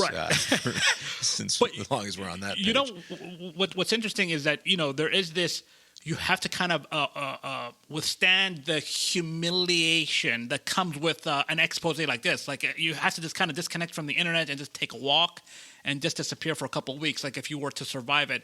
A couple of months ago, I watched this movie from earlier this century, Shattered Glass, which was based on a real story. There was the youngest magazine staff writer for the New Republic. His name was Stephen Glass. He was this hotshot new guy, and all his stories were just resonating with readers. People loved him. He was making the rounds, and it turned out that most of his stories were just made up. Just I think out of 40 stories, 25 of them were made up, and he denied it. The publication in the New Republic tried to defend it, but once the wheels came off, everything kind of crashed down on him. He is, I believe, still alive, right? So, you can survive a humiliating thing that you kind of precipitated. Another example of that, risen from the ashes, Hunter Biden. I mean, this guy was a crackhead, just naked everywhere, boinking his sister-in-law in a drug-infused state. And he's not just putzing around. I think he's gonna be on Bill Maher this week. He's just everywhere. Yeah. If you have no shame, or if you are capable of withstanding a certain amount of shame, you can endure the humiliation ritual. Right. So, but the comfort. And for some of us, you fucking get off on it. Yeah. Right. It is we are humiliation fetishists, arguably. But I started watching the Untold Chess something. Untold Chess something. There was a big Untold : Chessmates, and it's about potentially a guy who cheated his way to the top. Right. I don't know. Right. Probably. I haven't gotten to the end of it, but same thing. Right. So I mean, if you were to take away, I wonder if you did take away the race, and this was just some young hotshot kid who got in, and he got some notoriety just on the fact that he's young and he's neurodivergent or whatever, and he did all of this. I wonder if he would have responded differently, because the media coverage would have been the same, or not the same, but like it'd be. But the reason that's the other thing is it's functionally impossible to remove race from the question because he wouldn't be prominent but for the immutable characteristics that got him the job in the first place, right? Which and maybe that's an unpleasant way of framing that, but he doesn't become the youngest black professor in Cambridge's history if he weren't black, right? But that becomes the story. Right. It becomes this big celebrated thing, and it is that like part of why he is so relatively prominent. Right. I mean, but if you were to take that away, then let's say like the fact that he was nonverbal for all this time and he turned things around, right, which is entirely made up, right? And that's part of the other reason why it's hard to create a sympathetic character out of this guy because like it's in an almost like RFK kind of way. It gives false hope to people. Like if you are a nonverbal autistic at 11 years, or excuse me, child with autism spectrum disorder at 11 years old, you're nonverbal. You're not coming back from that. Is that true? Like, you can't mount a comeback? It's also the way that they said left him nonverbal. That's not how that works. It's not like there was an accident that left him without something he previously had. Right. Like a stroke. If you're nonverbal, you're nonverbal. Right. Like these are not the kids who go on Ritalin who go to your kid's school, right? These are like to even call autism the same thing, like serious nonverbal autistics. Like that's why they changed the name of it. Right. It's just not the same thing as the kid with ADHD and ADD. Right. Who's on the Asperger's syndrome spectrum or whatever. But he probably is on the spectrum somewhere. Just the story is just, But it just seemed like it's... But anyway, the point is like he's making up large portions of his bio. He didn't go on these fucking runs. He wasn't illiterate until 18 years old, where all of a sudden he became this great scholar, right? Like he's a dope in all likelihood. And like you can sort of... I mean, whatever. It doesn't matter. You try reading Ibram X. Kendi and tell me that guy's not also a fucking dope. Like it's hard to put the fucking sentences together. But at the same time, so and it's fucking catnip for a certain kind of right winger who sees this as proof of the fall of the academy, as proof of the fact that the institutions are fucking bogus, and it relates to the polling thing in part because, like. We know that as soon as we reach some sort of critical mass on the polls are bullshit, we just have no longer do we have faith in the institution that is polling, and by extension the media. And there's one more piece that I want to get to, which is by someone named Sam Criss, who's a fairly prominent leftist type blogger, I believe. This was on his Substack, and it was called The Carrion Eaters, and his take on this is interesting to me. He's a wonderful writer, and so it's a good essay. I think it's profoundly wrong-headed, but that doesn't stop me from enjoying the writing. Carrion, not carry on. Yeah, the carrion. It's like the vultures, the vultures, but. Essentially, if you take the idea that the university is... Because my first before I read this piece, before I read much about this, when I'm first hearing about Jason Arday, before he's killed himself, and I'm hearing about how he plagiarized these, what's essentially fucking utter horseshit sociology, right? Just the sort of sociology that drives me insane, where it's all just fucking made up bullshit, right? And the stuff that he's writing is made up bullshit, but also the stuff that he's stealing from is fucking made up bullshit, right? So it's like made up bullshit on top of made up bullshit, and it's the sort of thing that, like, it's why when my segment that we do called Experts Say is fun for me, is because the experts that they're going to are usually associate professors at best at Cambridge, right? But in all likelihood, they're going to Arizona, right? The University of Georgia associate professor of economics is going to be our expert in this segment in order to get the quote that we want to tell the narrative that we want to tell, right? And you can go to an expert in race and education and get just completely made up bullshit, right? Like it's just whatever this person, like it is not a serious realm of scientific inquiry. Right. It's just sociological bullshit. And I think there's good sociology and there's bad sociology. I think most of it is bad sociology. Maybe you have to get through the bad to get to the good stuff, you know? You got to let the process play out. But if you take my skepticism about the entire field of sociology and also mostly psychology as well, and really take the black pill on that, and sort of go full nihilist on your belief in the university to do anything, right? Like if you just sort of assume that the university or academia is entirely hollowed out, that the entire thing is just built on bullshit on top of bullshit, and that it's just a way of like convincing people to, you have to say X, you Y, finally and Z. come to my side of things. No, I'm saying that Sam Criss in his piece is just fully nihilist on the question of academia, because he essentially scolds us for being a society that would kick out the Jason Ardays of the world. And I'll read a couple of clips from it here. It'll probably never happen to you. Maybe I should pretend it will. Try to grab you by the self-interest and say, look, consider that this weapon you're playing around with might one day be pointed at you. But it won't. You will never be Ardayed. You will never have to sit helplessly while your entire life is systematically disassembled in front of you. You will never be on the front page of every newspaper in the country. There will never be huge crowds delightedly rummaging around in your entrails, the chirp and titter of a million sparrows pecking at the flesh of a dead elephant. You're safe from all that. Not because you're innocent. You're every bit as guilty as he is. Nobody makes it through life without swaddling themselves in a thick coating of lies. You lie about yourself so often and so automatically that you almost start to believe it. The only difference is that when Jason Arday lied, he went big.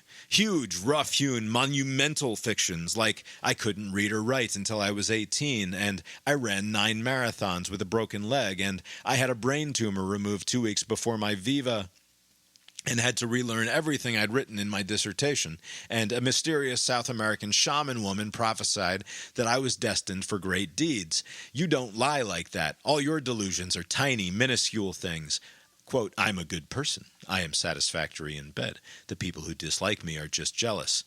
It takes a greatness of soul to build fabulations the way Jason Arday did. You need a Promethean spirit to decide to create yourself again out of nothing, and real courage to bet your entire being on lies that can so easily be disproven.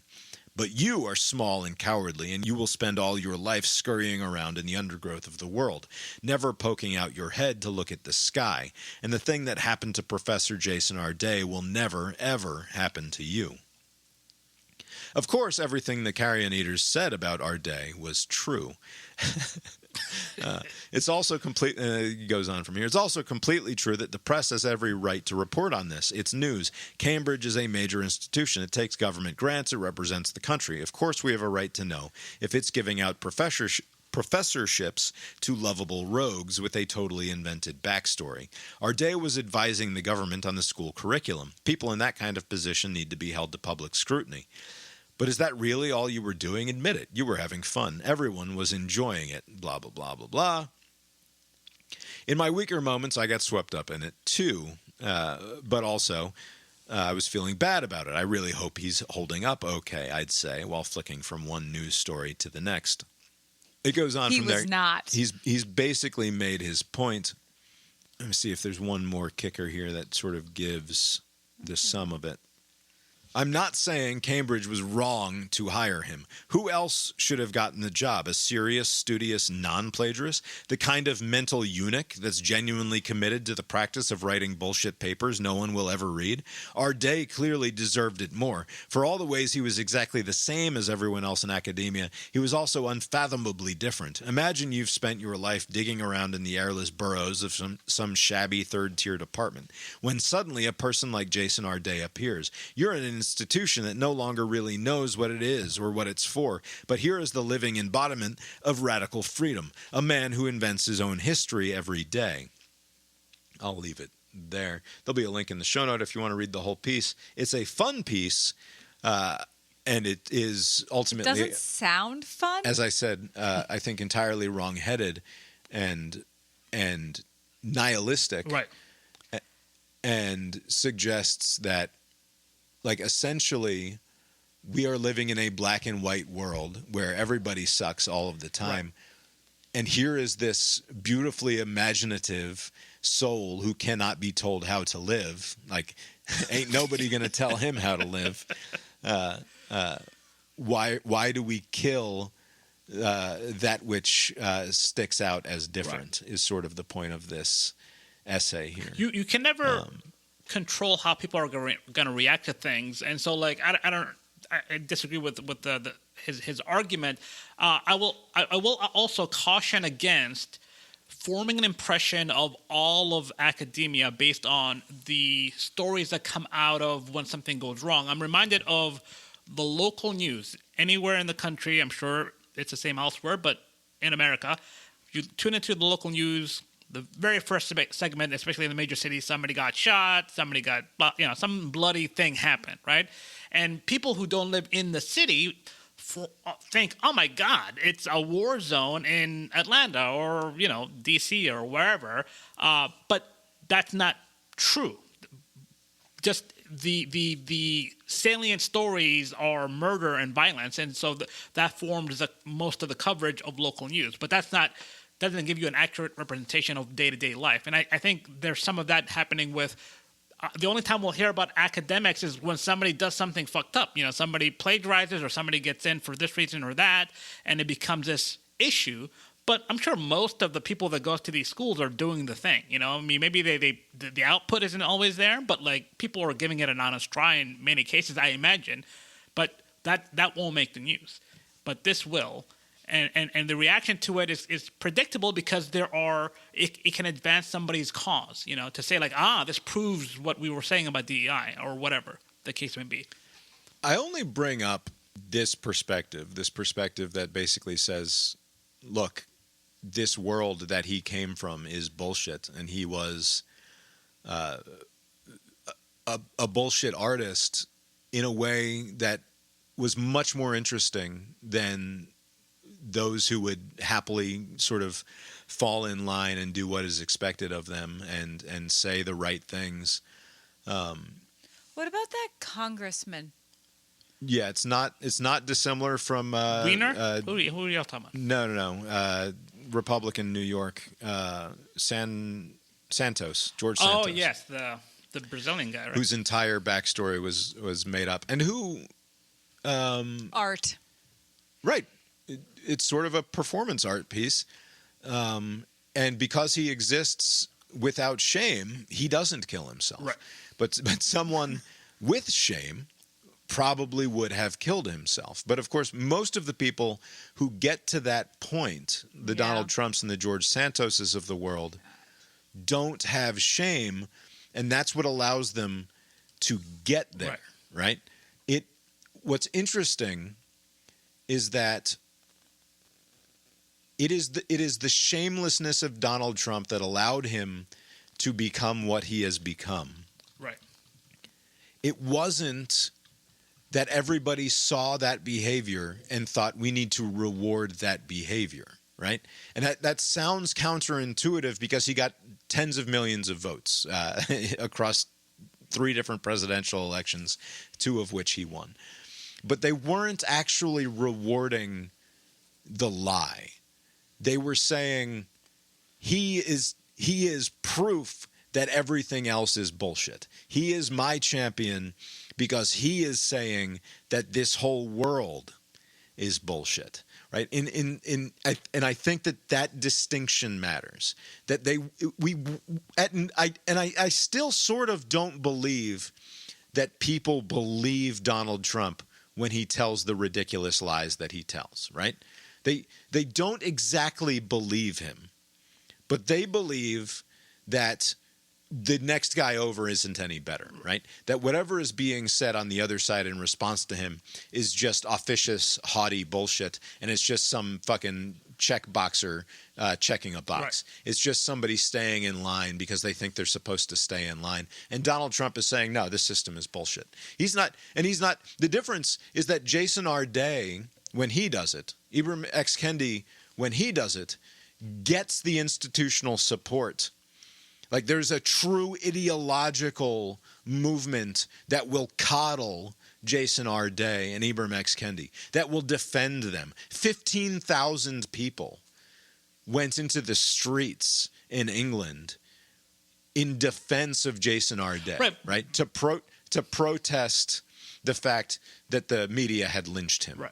Essentially, right? Like, we will not stand for the treatment that Jason Arday received, and like that matters, right? There was a place, and maybe I'm being naive about it. Maybe people really do. Maybe they did embrace Donald Trump sincerely, but I'm incapable of imagining the sort of mind that does that. Well, I mean, and so. And it's not the brand. The brand is not take me in, right? The brand is, this is bullshit. It's always been bullshit, and I'm the only one willing to call it out. There is no institutional coddling of Donald Trump. In fact, they tried to push him out, right? Jeb Bush and Ted Cruz said there is, and Lindsey Graham, there is no Republican Party if we turn Donald Trump into the standard that's like bearer. a million years ago, right? And they were, but they were right? The institution of the Republican Party is completely hollowed out and no longer exists. Right. It's just MAGA now. Right, nothing remains of the Republican Party that Ted. It exists in name only. Right, this is the irony of the whole. Like, everybody complains about Republicans in name only. The Republican Party exists in name only. It is just the cult of Donald Trump at this point, a cult that believes in nothing, as I'm sort of getting at here, that believes that our institutions are bullshit and long since devolved and are decrepit and no longer serve the purposes for which they were built.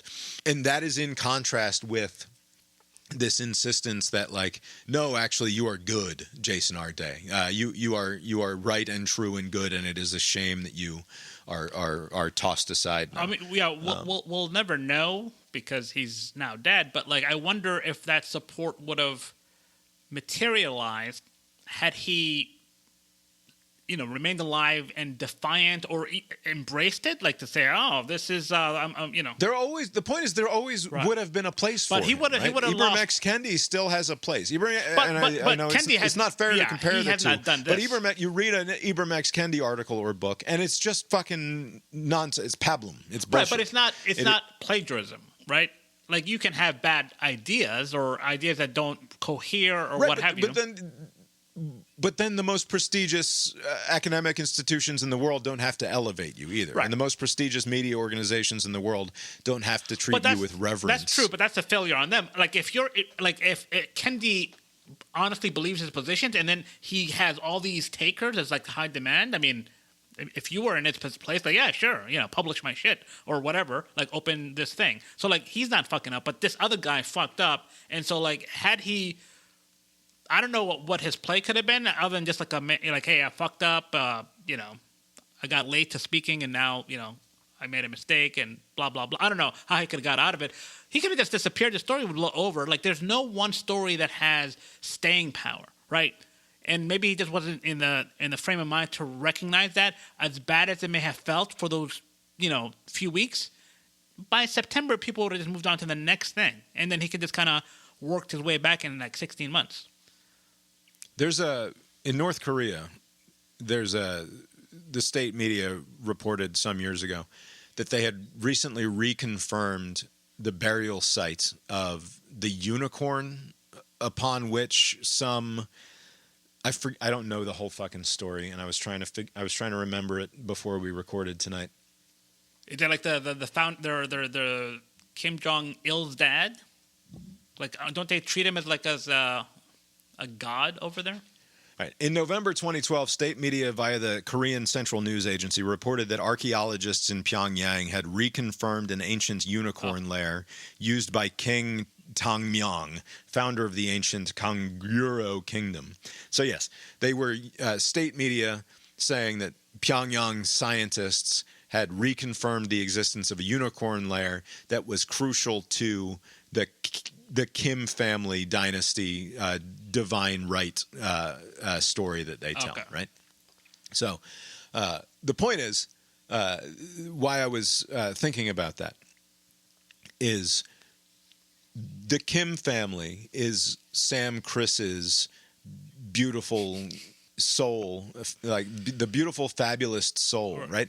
That's the Kim family, pretending that they have a divine right to the throne because their founder rode in on a unicorn from heaven, right? And then 2,000 years later, or whatever, like I said, I don't know the details here, but like state media as recently as 2012 is reporting that scientists have reconfirmed the existence of unicorns in support of this absurd story about the religion at their base. That's what you get when you put the Fabulists, when you revere the Fabulists, right?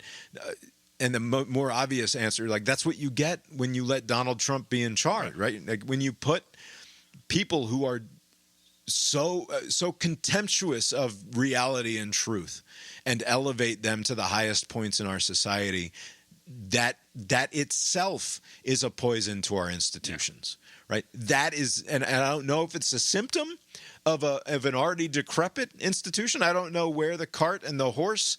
I don't know the early bird and the worm. I don't know the chicken and the egg, right? Whatever. Canary in the coal mine. I don't know where it started or where the decay began.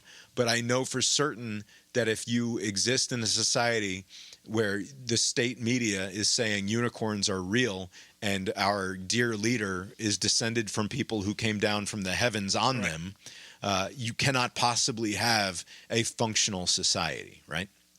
And I know that Donald Trump, the fabulist and bullshitter that he is, as the center of our national attention, whether he rose because of a hollowed out institution or not, almost doesn't matter, right? The result is that it leads to people taking the black pill and becoming nihilists about our ability to do anything. And that's a fucking disaster. All right. We do have some Strassmann. All right. It's now time for America's favorite game show. Did Mark Strassmann, CBS News' senior national correspondent, get off a good one? And especially Senator Ted Cruz. He left with his family for tropical Mexico and was whacked like a piñata. Strassmann gets off a good one. Victims died of hypothermia in bedrooms and backyards. Texans shivered and boiled all at once. Ooh, sorry, Mark. Try again next time. It's related to Abe's favorite topic, perhaps our most consistent point of conversation, which is the movies. We talk about the movies every fucking week. Even if we don't talk about anything else, we're going to talk about the movies. Strassmann is doing a movie segment. Yeah. Wow. This is CBS News. Hollywood makes dazzling comeback with $5 billion blockbusters this year. A new milestone for Spiderman. The latest film in the franchise has sold $2 billion in tickets worldwide in just 3 weeks. But Spidey isn't the only reason the box office is booming. CBS's Mark Strassmann is in Los Angeles with all the action. Mark. Good evening, Jerika. Hollywood studios are having a bonanza summer. 5 big-screen juggernauts. And here's the twist. Audience numbers are actually down from years past. But revenue is up. Way up. And home. Just like Odysseus, Hollywood's finally home as king of a changed empire. $5 billion blockbusters already this year, led by Spider-Man: Brand New Day. A $2 billion superhero at the box office. I saw them all. I actually really enjoyed every single one. The big screen experience is back. The biggest story this year is that movie theaters are booming. Paul Dergarabedian is a different kind of leading man in Hollywood.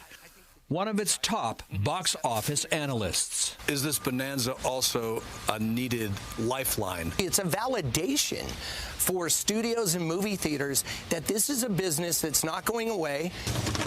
Hollywood flipped its own script. Moviegoing's now an upscale event for superfans. IMAX, Dolby, $20 tickets.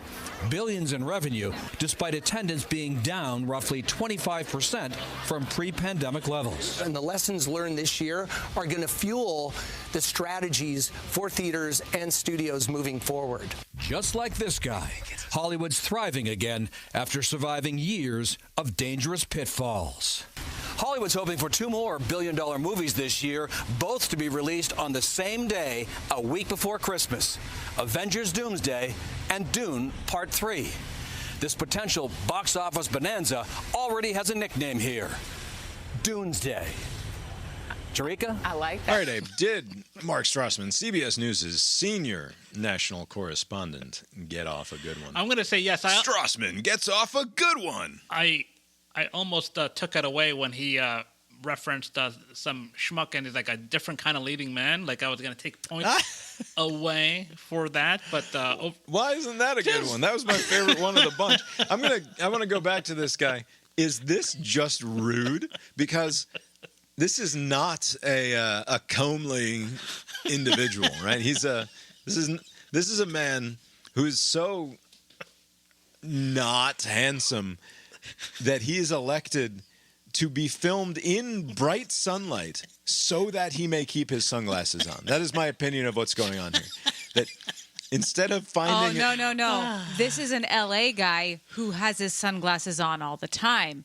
And they were like, hey, can you take those off? And he was like, no, I don't do that. No, but specifically, they have him standing. Yeah. Like, there's plenty of other spots here where he could be standing, and it wouldn't be like direct sun right on his face. Yeah. But they did it. I think they did it so that he could keep his sunglasses on plausibly. No, he wouldn't take them off, so they had to make it make sense. No, I know. That's what I'm saying. I know this is an audio format. In defense of this poor guy that Bob is ridiculing, he is not that hideous to where they need to devise some strategy. But he's an L.A. slime ball. In spirit, but, he looks like a normal guy. What's wrong with this guy? It's not that it's just... Why would Strassmann say he's a different kind of leading man unless he's telling us that this is an ugly person?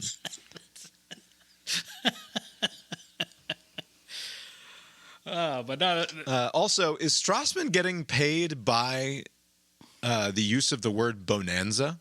Oh, yeah. He says bonanza 3 times in this report. Probably just got stuck in his head. It's like one of those things. It's the word of the day. It's bonanza. Flipped its own script. I like that. I want to say about, he touches on this idea that audience numbers are down 25%, but revenues are up more than ever. Yeah, because it's fucking expensive. Yeah, it's remarkably expensive. And they highlight the IMAX theater, like the $20 ticket, which formats, I think. Yeah. Well, how much did you pay to see at the Mall of Georgia? $36. $36 just for the ticket to go see. Just for one ticket for the Odyssey in IMAX. The Odyssey. And it's true. Like, you go and it's a nice experience. These nice leather reclining seats with your own special cup holders, and they do like wait service on you, right? Yeah, and all of that. But it's not like, oh, let's take the kids and go to the matinee. I can't afford it. And it'll be $5 tickets or whatever, and maybe we'll bring another $20 for popcorn, and you can like legitimately get the family in and out of the movie theater for $50. That's fucking impossible. Oh yeah, now, right? Right? And this is not just limited to the movies, because in sports, stadiums are getting smaller. The latest example, the Buffalo Bills. Their stadium, I think, seats maybe like 15,000 fewer seats. I think one of my coworkers was a season ticket holder, but because now there are fewer seats, those seats are now at a much higher premium. There are more of those suite boxes, and so basically they're catering to the fancy farts and right, the experience gainers, yeah. Right, the ones who want to go out there and like experience Max, right, or whatever the fuck. Yeah. Is this good? And it's perfectly in keeping with the COSM thing that you're going to be doing in a couple of weeks. Like, a $220 ticket to watch a big fuck-off TV screen is not an experience that is available to, and it's not like they're not infringing on anybody. It's not like if you want to watch the football game, it costs you $220 and fuck you if you can't pay it. Like there are a million other options, right? But like to go to the movie theater, there's not really that. Like it is now an event, right? It is not something that you can just choose to go do. Even though it runs counter to what many thought in the past, because now people have access, is very accessible in price to get like a big screen, at home, to kind of create like a home theater experience to where you don't have to drive anywhere. If you have a family, you can just sit there and watch it. They release these movies shortly after they come out in theater. So like, the opportunity to kind of wait it out, and avoid paying this cost is there for people. But apparently it's still appointment viewing for people to see this early enough or opening weekend for whatever reason. So that's kind of a positive trend. But I think maybe the fact that television now has gotten to the point where shows that are decent, the decent shows, take like too long between seasons. Like every 2 years, like people lose the momentum, and maybe that's why people are kind of going back to the theater, because at least in 2 hours you get the bottom of the story. Like you don't have to like drag it out over like 6 years to get to. But people aren't going back to the theaters. Is the point? It's still audiences are 25% smaller than they were pre-pandemic, and that was at a time when fewer people. Like the trend has been. There's a stat. I don't know how true this can possibly be, but 65% of the United States population was going to the movies every week in 1930. And like that's mind-boggling. 80 million people. But that tracks of 100 right? of 120 million people. Yeah, not all the same people. But also it makes not sense like everyone's going every at the weekend. time, as far as entertainment went, basically it was the radio. Not that many people had televisions in the 30s, right? And so like, if you wanted to see the newsreels and the whatever, you're gonna like. It's kind of like a right. But the point is that 2/3, pushing 2/3 of the country had that. It was fully democratized. Yes. You had the opportunity to go do that. 80 million people were going to 2/3 of the whole country was going every week in the 1930s, and that's.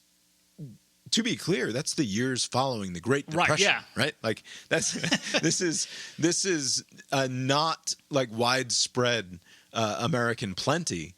This is at a time of contraction. Right.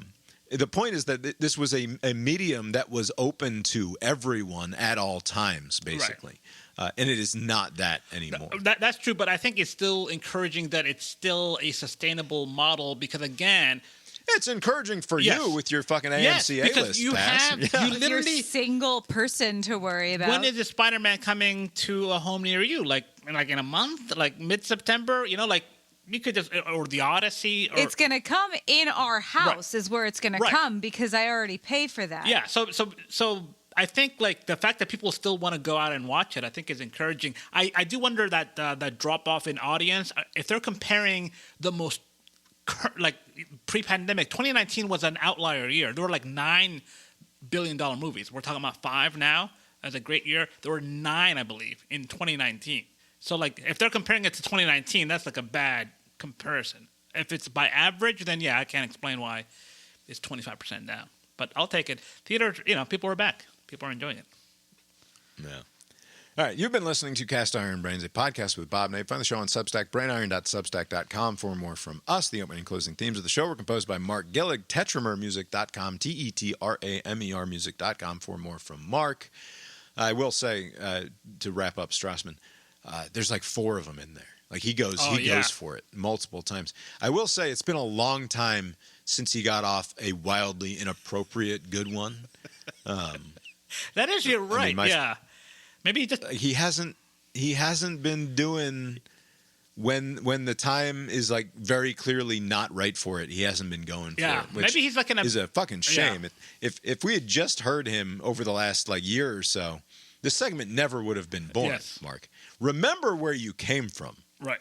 The reason this segment exists is because during a piece on the CBS Sunday morning program, you talked about how during the Atlanta spa shootings, that's right.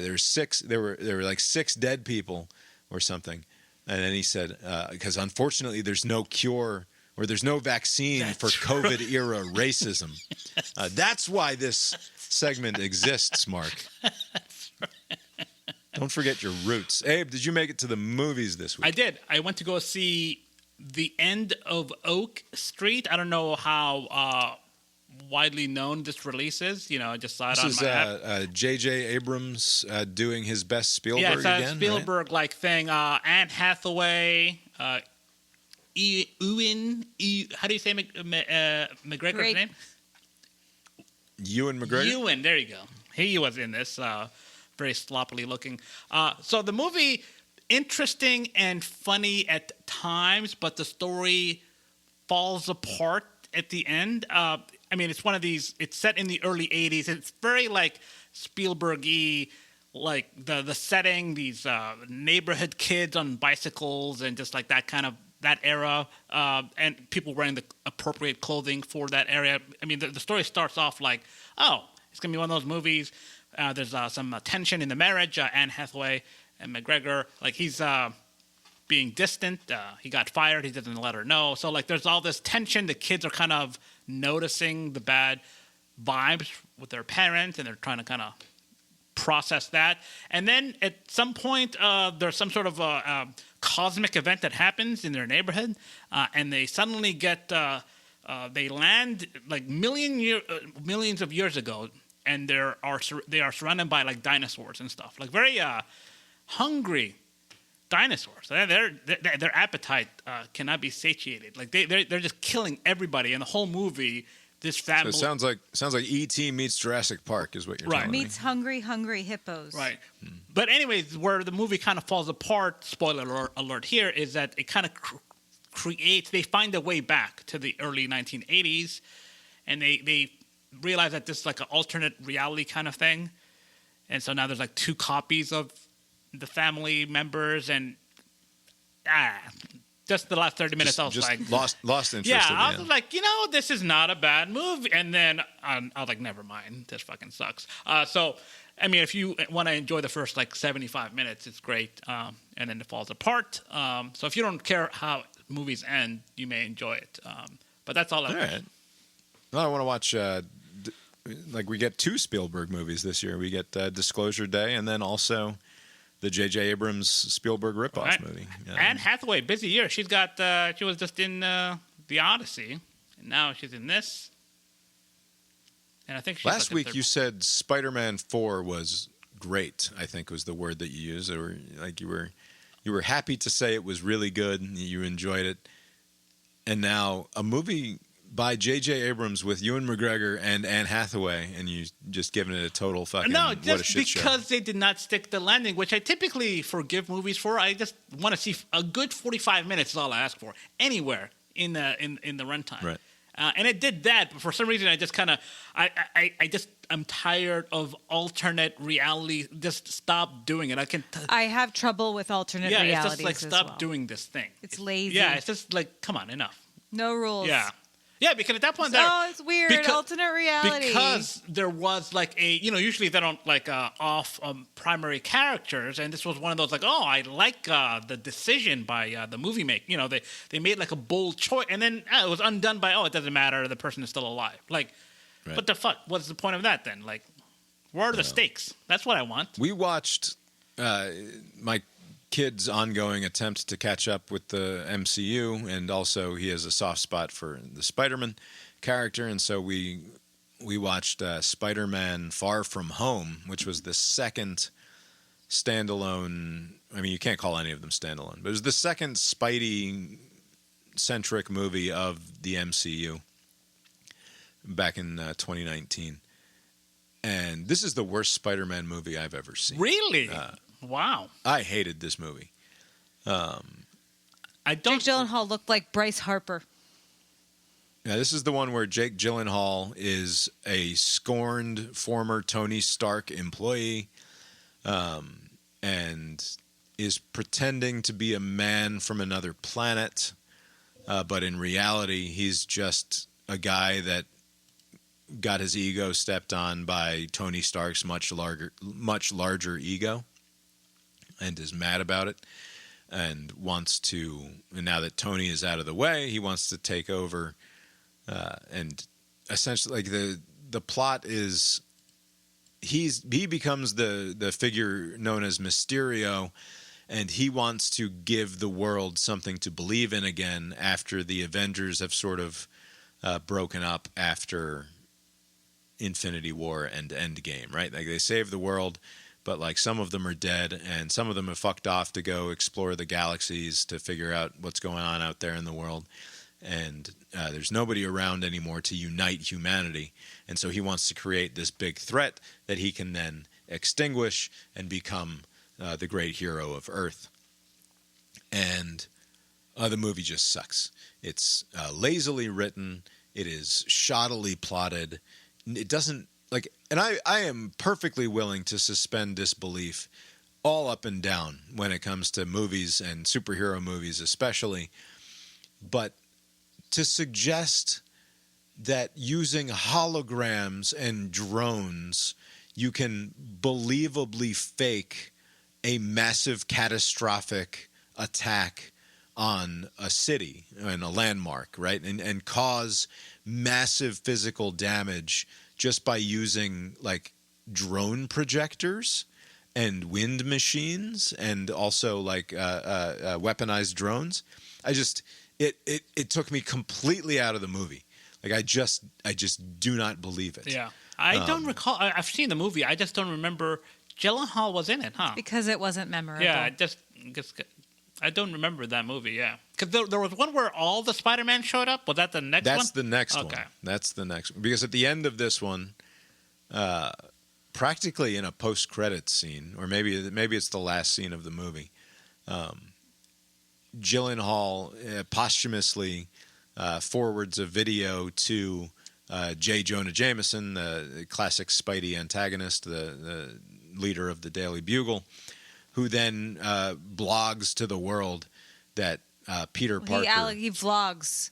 Right, Peter He's Parker... Alex Jones now. Peter Parker is Spider-Man, right? He reveals Peter's secret, or Spider-Man's secret identity, and the third movie in the series is apparently Spider-Man working with Doctor Strange to attempt to undo that which has happened in terms of his identity being revealed. But I don't know. The movie just fucking sucked. It was poorly done. There's no chemistry between the romantic leads here. It is Zendaya and Peter Parker. Aren't they like married in real life? They can't act their way out of it. I mean, I guess they fucking hang out in the living room fully dressed and like watch TV and stuff. I don't believe these people have ever fucked. That is not the impression that I get from watching them interact on screen. Not that I need that out of my teen superstars. Did the kids receive the movie well? They enjoyed the... Yeah, Calvin liked it just fine. But yeah, I found the movie completely underwhelming and offensive. And also, like, part of it, no doubt, is I despise teen drama more than anything else. And this one really leaned into, I just want to be a teen Spider-Man, instead of, like, with great power comes great responsibility sort of stuff. And it's one thing, I don't know, I just felt like when Tobey Maguire did it in Spider-Man 1, it was believable, and he had to learn a lesson and grow from the experience, and that was just not the impression that I got from this one. What else did we watch besides Spider-Man? We've been playing Mario. Oh, yeah, we got an old Mario game going again on the Switch. Mario. That old. It's a few years old at this point. We got it at Christmas. Not this year, we didn't. The Switch 2. Mario Brothers Wonder is like at least 3 years old, I'm guessing. October of 2023. So, yeah, coming up on 3 years. Anyway, it's a fun game. It's a little bit... I mean, it's entirely weird. Basically, it's a video game where you have a new mechanic in every fucking level, which is like almost unthinkable. Like you have to play the game plays differently from one 90-second level to the next. To its credit, it still coheres. Like it all still checks out. Yeah. And there are some that work way better than others, and you sort of have to take the good with the not so good. But it's a wonderfully imaginative and fun game. It's not a mainline Mario game in the way that like you play it and you fucking love it and can't stop playing it. But it's still fun to pick up and play. What's it called? Super Mario Bros. Wonder. Okay. Very psychedelic. Yeah, things get weird. Very, very fucking weird. But anyway, it's pretty fun. Anything else we've been interacting with culturally? No, I don't think so. I'm working my way through the Dungeon Crawler Carl books, which are available at the library, and it's funny. It's suffering from some diminishing returns because the humor is, in part, it's the fish out of water thing. Like, and you can like the fish out of water thing works really well in your first trip into the universe, but eventually you just become another fish in the air, right? Like at some point, either you die or you adjust to your circumstance, and it's just the world now. Yeah, the novelty wears out at some point. Right, Yeah. so the novelty sort of wears off, both for the characters and for the reader. But like the characters are sort of endearing and enjoyable enough to keep me engaged for now. So that's good. Is this audio thing or reading thing? I listened to the first one on audio and then just started borrowing the written versions from the library. Nice. Trying to think if there's anything else I wanted to hit. Right now, I don't think so. Abe, have you got anything else for us tonight? Nope. I guess that's all we've got for you tonight, then. We'll talk to you next time. Later.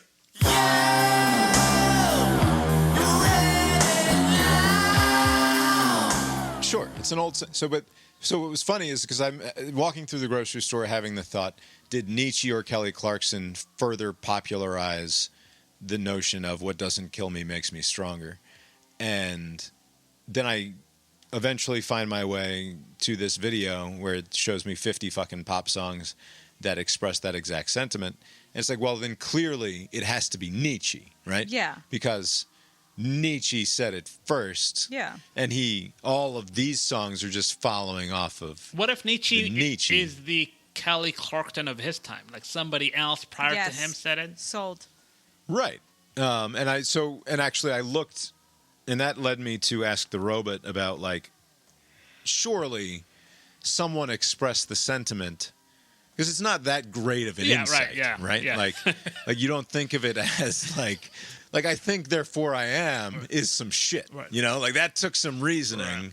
You could see Descartes working his way through first principles there, but what doesn't kill me makes me stronger as an aphorism just sort of feels like, like we know. Is the what is that? We are stronger in the broken places. Is that building off of that initial thought, or is that like a separate thought? What was it? We are. Who said? One of these writers said we are stronger in the broken places. I forget who it was though, but it's not death, but it's just like. Right. Well, I asked the robot. I said, was Nietzsche's "What doesn't kill me makes me stronger" aphorism original? Surely that thought was expressed before the 19th century. The robot says the exact German phrasing was original to Friedrich Nietzsche.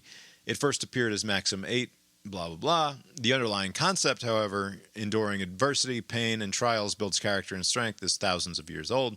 It's like Buddhist. Agamemnon, 5th century BCE, learning through suffering or wisdom comes through adversity. And then Roman Stoicism, Seneca says, fire tests gold, suffering tests brave men. Marcus Aurelius, the impediment to action advances action. What stands in the way becomes the way.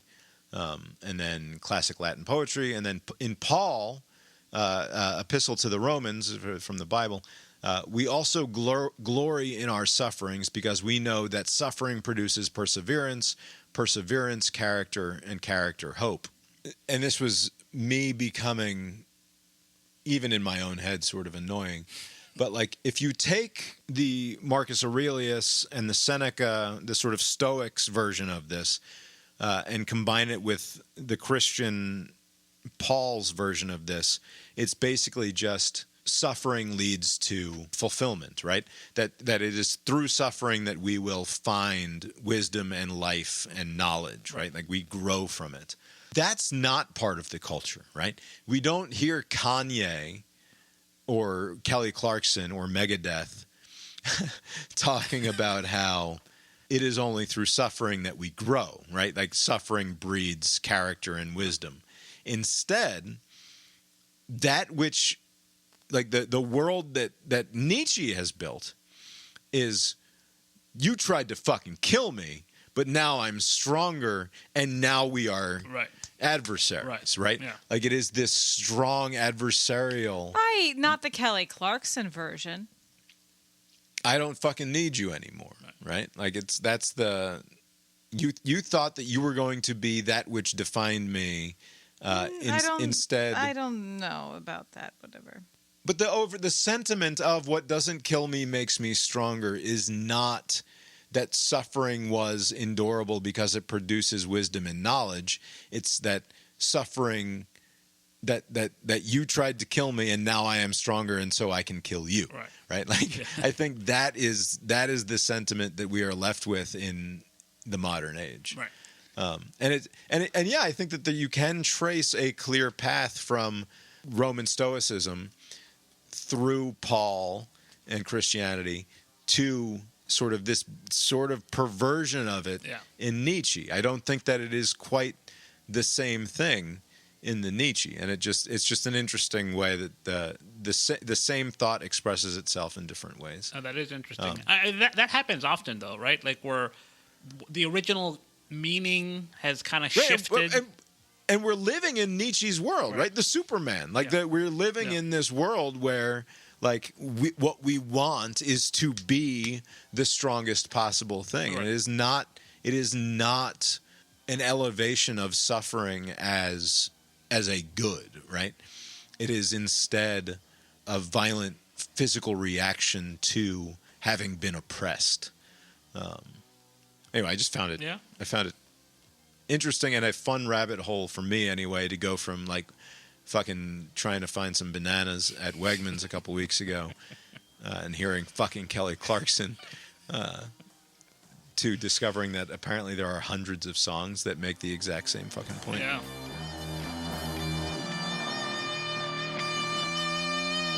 The proceeding was created with 100% human content.